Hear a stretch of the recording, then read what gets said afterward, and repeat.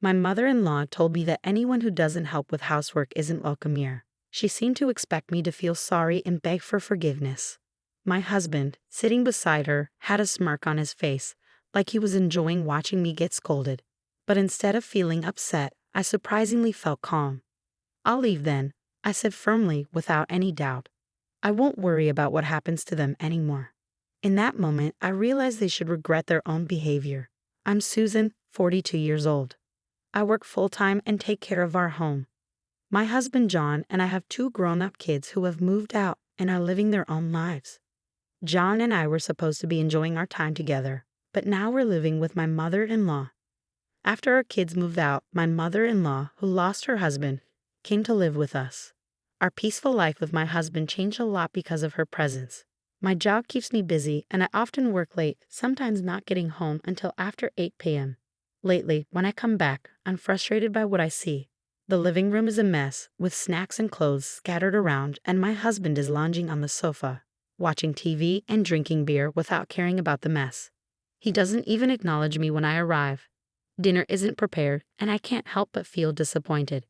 Ignoring the mess, I go straight to the kitchen to start making dinner as usual. Then my mother-in-law pops her head out of her room and starts lecturing me, as if I'm the one to blame for everything.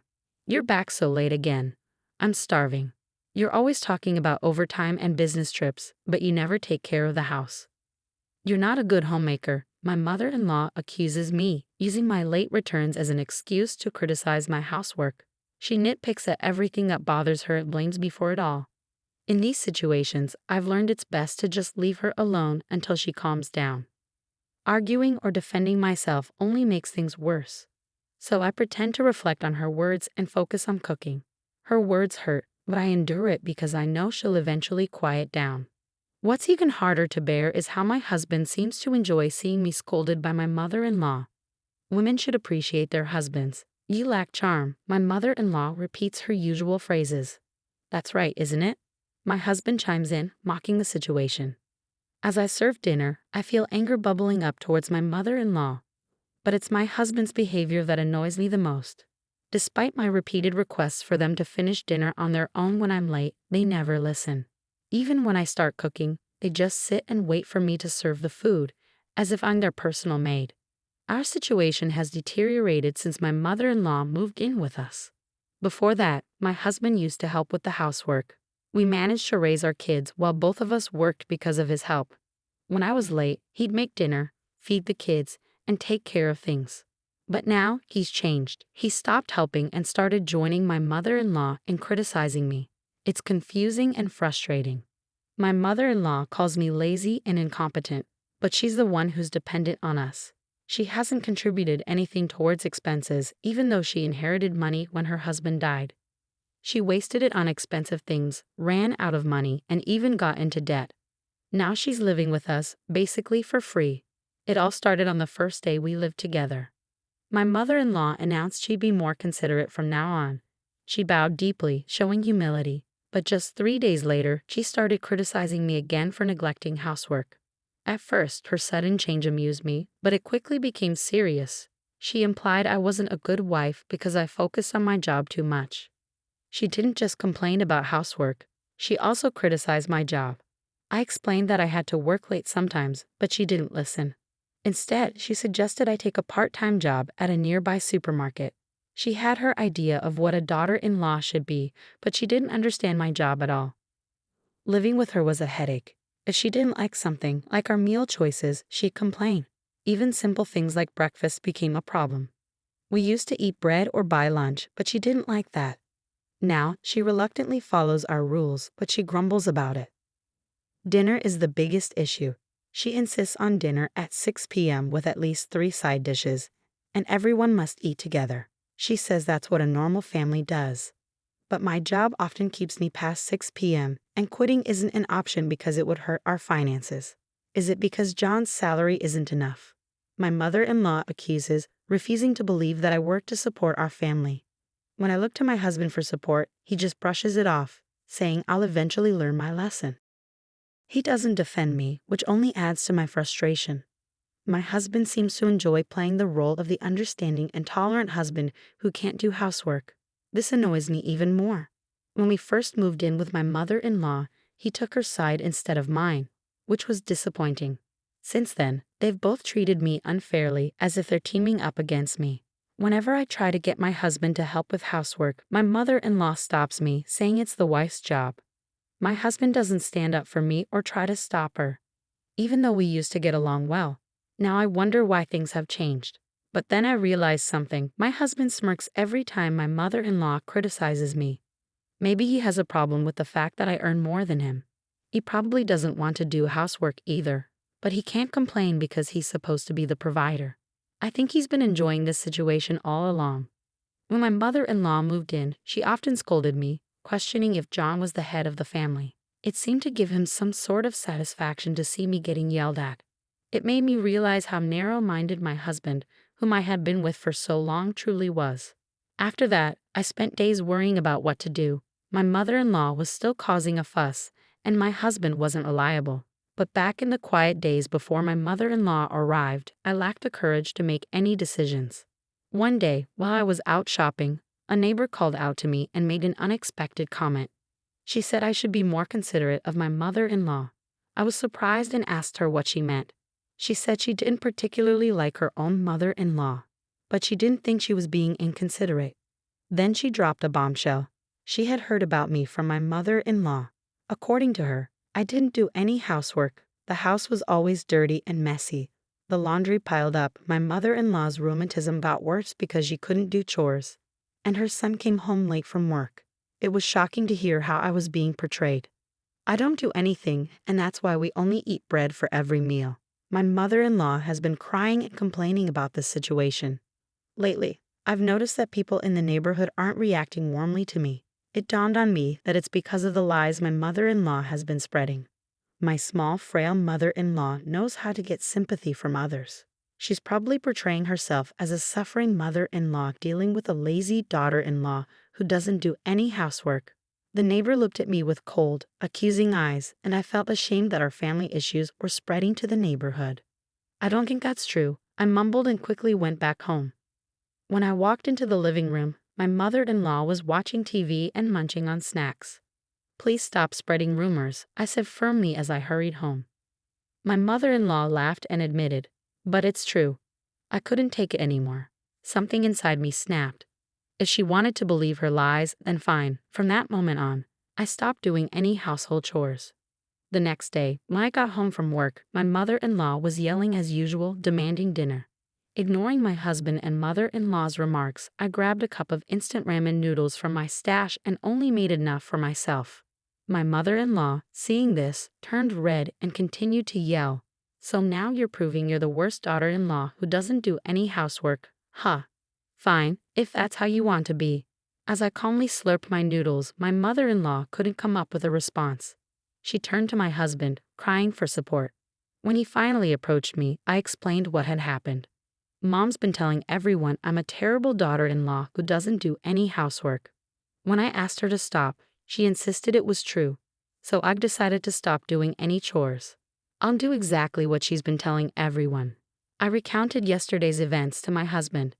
He tried to calm me down, looking troubled. Mom probably exaggerated things. Don't be so stubborn. Even though my own mother-in-law was bad-mouthing me and it was her fault, my husband still took her side. I didn't even have the energy to argue. I threw the empty cup noodles away, ignored my husband, and went straight to the bathroom. I did my laundry and took a bath alone. As I soaked in the tub, I felt a sense of relief. I should have done this from the beginning. It didn't matter if I did housework or not. I was always labeled a bad wife anyway. From then on, I stopped doing anything. My mother-in-law complained about the lack of breakfast bread. On my day off, when I woke up and went to the living room, she ordered me to go buy bread immediately. Why don't you go buy it yourself? I'm a bad wife, so I'll only buy my own share. And from now on, either pay for your food or take care of it yourself, I told her, ignoring her. I made myself coffee and ate my own bread, quickly finishing my meal. Seeing my mother-in-law's reaction, I worried I might have been too harsh. But given everything I'd endured, it felt like the least I could do.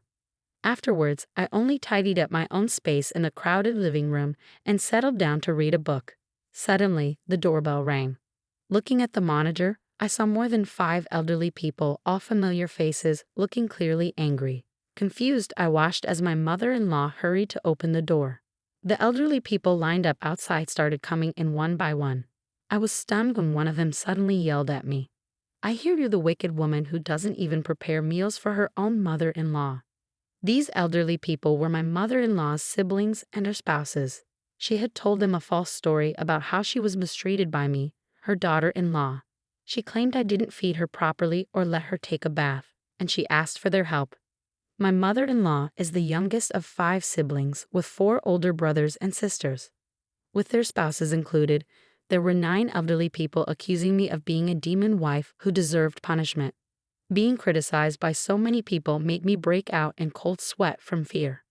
"This is a misunderstanding." I finally managed to argue back, my voice trembling. But then my mother-in-law's eldest brother raised his voice. "Stop making excuses," he shouted, banging the floor with his cane. The others joined in, demanding I apologize and reflect on my actions. My husband arrived after hearing the commotion. My mother-in-law's brother turned to him and criticized my upbringing. My husband didn't defend me. Instead, he criticized me too. He only cared about himself, not me. Any affection I had for him disappeared at that moment. I used to think my husband was kind until we started living with my mother-in-law. But he's not kind, he's just weak, unable to stand up to pressure. He's easily swayed by the opinions of others. One of my mother-in-law's brothers took my husband's words seriously and suggested we divorce. Everyone agreed. My mother-in-law said they might give me another chance if I promised to change and serve her and my husband better in the future. Holding back tears, her siblings told me to be grateful, saying I wouldn't find a kinder mother-in-law anywhere else. They decided they'd take turns each week to check if I was doing the chores and serving my mother-in-law and husband. Once the conversation was over, everyone seemed satisfied. They planned to go out for sushi since they were all together for the first time in a while, and they all left the house. As they left, my mother-in-law made a parting shot, saying the house should be clean and laundry done by the time they got back. Why did it have to come to this? Alone in the messy living room, tears started to well up. We used to be happily married until my mother-in-law moved in. Why am I being complained about by all the relatives despite doing my best? Tears streamed down my face, a mix of sadness, regret, and anger. After a few hours, my husband and mother-in-law returned home. I was still sitting in the messy living room. My mother-in-law smirked and sneered, "Leave. We don't need a wife who doesn't do housework. I told you to clean up earlier, didn't I?" Seemingly tipsy, my mother-in-law ordered me to leave immediately. My husband joined in, his face grinning, thinking this would make me obey quietly. But I had no desire to keep working hard for them, or to do anything for them anymore. "Fine, I'll leave then," I said calmly and got up to leave the living room. Behind me, I heard my mother-in-law and husband laughing, thinking I was bluffing. I didn't care anymore about their reaction. I packed my things in my room and left the house without saying another word to them. About 2 weeks later, my mother-in-law called me. "John says he has no money."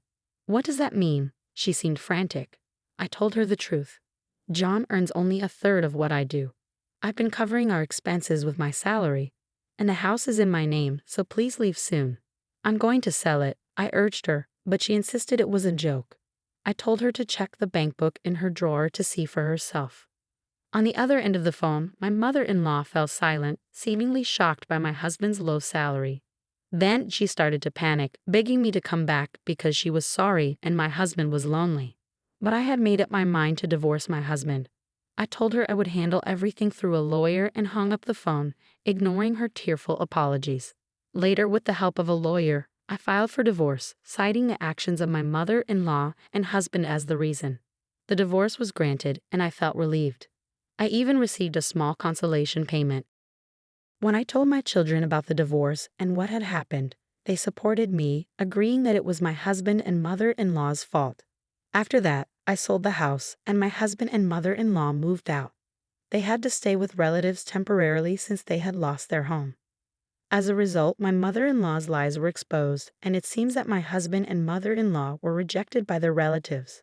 I've heard they are now living in a small apartment together, struggling due to my husband's low salary. They spend their days blaming each other for my departure. My husband frequently messages me, asking for reconciliation now that he's cut ties with his mother. However, I'm considering blocking him soon because it's becoming bothersome. Without their nagging, I feel free. I plan to live my life gracefully from now on, focusing on myself.